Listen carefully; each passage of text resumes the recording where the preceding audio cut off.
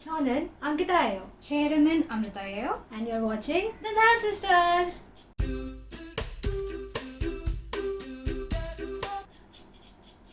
So today's video is a gateway into K-dramas. It's a rabbit hole that you cannot return from. And this video has also been sponsored by my dear friends Rebecca and Amita, just like the last time. Thanks for sponsoring us without us having to ask you guys. Kamsahamnida! Kamsahamnida! So, today we're gonna be having tteokbokki along with that. And tteokbokki is basically a stir-fried rice cake dish which is a popular Korean food and snack. And the one that we've made is from this box, but we've added some capsicum, spring onions, and a little bit of cheese. Most of the Asian vloggers that we've seen trying this do not really have anything in their existing palette that matches the texture. So we wanted to see if in our general Indian sense of food, anything matches the texture that we've ever had. And the reason we started K-dramas was because they're addictive, they have really well-written plots and character development that happens over just 16 episodes. One season, guys! And they're also really culturally similar because of the Asian commonalities. They're definitely healing and uplifting. They also have really well-balanced humor, and along with that, another thing that both of us had a little bit of prejudice towards was that it's in Korean and you would have to read subtitles. But don't let that stop you because we got used to it pretty quickly. And another favorite thing of mine is the visual appeal of the overall show. Whether it's the performers, the set, or the wardrobe, everything about K-dramas is easy on the eyes. Before we get into the details of the shows that we'll be discussing, let's try the tteokbokki. So it's like, oh my god, it's gotten like stuck together. so this is what it looks like. It's like a cylindrical rice cake and there's some cheese on it. I'm gonna dip it in the sauce. Okay. Let's see if we can find any similarities. It is really chewy, like most people say it is. But it's not weird for me.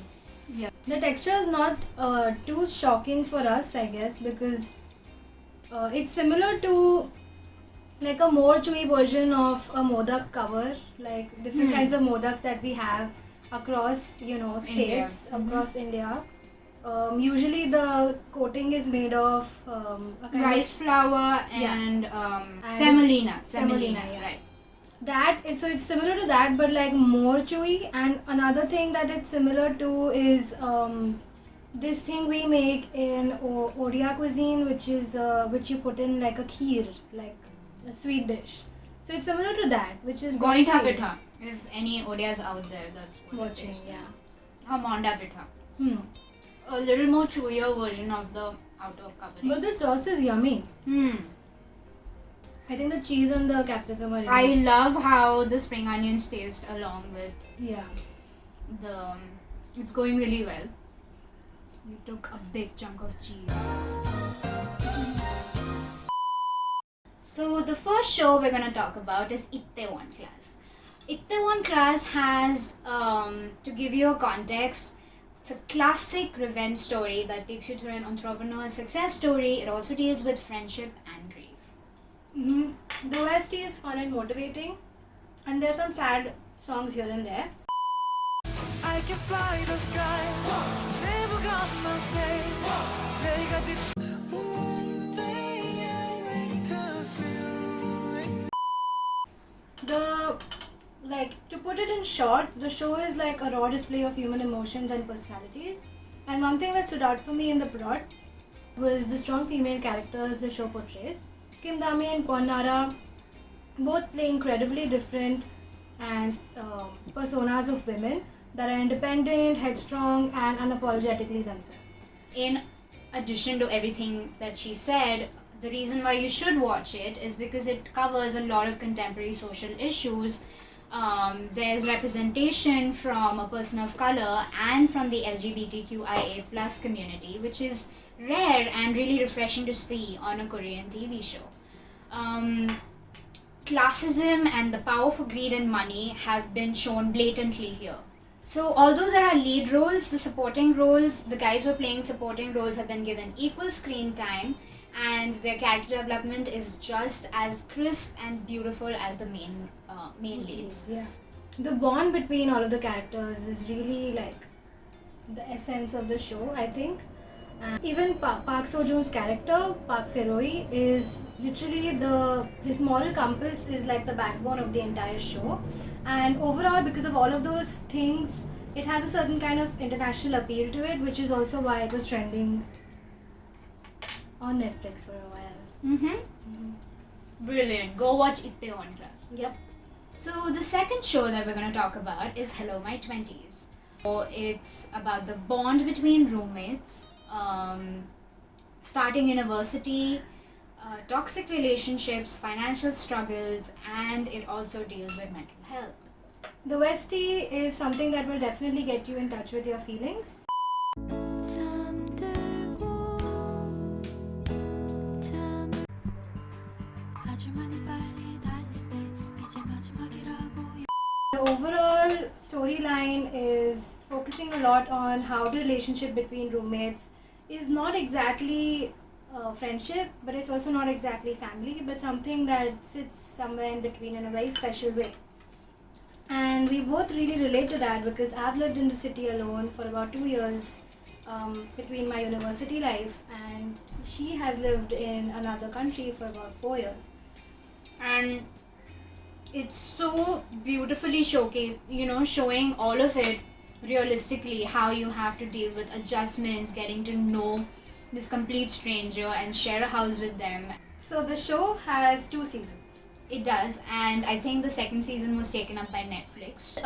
So one of the things that you have to look out for is the pretty house that they live in. And there are a lot of subplots, so you might have to pay real close attention. The second season of the show has some new characters that come into an existing dynamic that they very slowly assimilate into. Along with that, the overall both of the seasons deal with a lot of social issues like victim blaming, abuse, Gender roles gender and roles and identities. identities. If you've ever lived with a roommate, you're definitely up for a trip down the memory lane. So yeah, And if you haven't, you'll get a glimpse into it, so we totally recommend it. watch it anyway. Okay, so the third show that we recommend you watch is Sky Castle, which is a social commentary on the extremely competitive and classist education system in South Korea, along with the dynamics in the family, marriage, and all the general High life society. of high society. Yeah, it gives us a glimpse of the really Hoity-toity lot. and the complexities that they live in. The other thing that we really enjoyed was the OST again, which is grandiose and dramatic and really addictive, just like the show. What you want for the world money or like beauty everything you want 지금 내게 가는 중이야 이렇게 말해도 넌 돌아가겠지 The show takes on issues like power play, patriarchy, deep-rooted classism, and also Kitchen politics. that will definitely leave you on the edge of your seat. So, if you've grown up in an Asian country and you know how obsessed parents can get with their children becoming doctors or engineers, this will definitely be super relatable. Yeah, the main plot of the show revolves around something called manager mobs, which is a very prevalent concept in South Korea, and it dates back to its Confucian roots all the way to the Joseon period. A manager mom takes the entire onus of her child's education, whether it's public education, the private education, and also ensuring that they get into premier institutes in the future under all costs. So, other than the plots, something that's truly phenomenal is the performances of the actors. This is pretty much the first show that we've watched with older people as main leads on the show. Yeah. The complexity of the antagonist is going to leave you super duper confused, and the greatness that all characters have will leave you sympathizing with the ones that you initially disliked. Yeah. Several Korean celebrities recommended watching the show, like RM of BTS, Eric Nam, tableau of Epic High, and that's also the reason that we got interested in watching the show. Just go watch Sky Castle. Yeah. So our last and most favorite show is Weightlifting Fairy Kim Bok-joo. The show is a coming-of-age drama that takes you through the lives of athletes at a university, their first love, their friendships, body and beauty standards that they have to deal with, family dynamics, brotherhood, and also mental health. And not just mention mental health, they've also shown characters going to therapy. The OST is really uplifting and easy to listen to. It's definitely something you will keep coming back to, irrespective of whether you're in a happy situation or a healing situation. 시간은 자꾸 나를 재줘 네 생각 참 예쁘다 하지만 The show itself is so wholesome, it will fill you up. We have watched it 4 times and I would watch it again any day. The main characters, the way their friendship evolves and develops is ridiculously cute and very, very natural. Yeah. It could be any of our stories. And another thing that's really, really amazing on the show is how they have talked about and shown women empowerment. Yeah. And every character and everybody on the show is admiring and rooting for the female athlete, but at the same time they've shown her insecurities and her fears about her body image issues or her struggle with femininity. So yeah, that was Weightlifting Fairy Kim Bok-joo. Definitely watch it. Hope you enjoyed these reviews. So yeah, see you. Bye. Bye. Yeonyeon. Annyeong.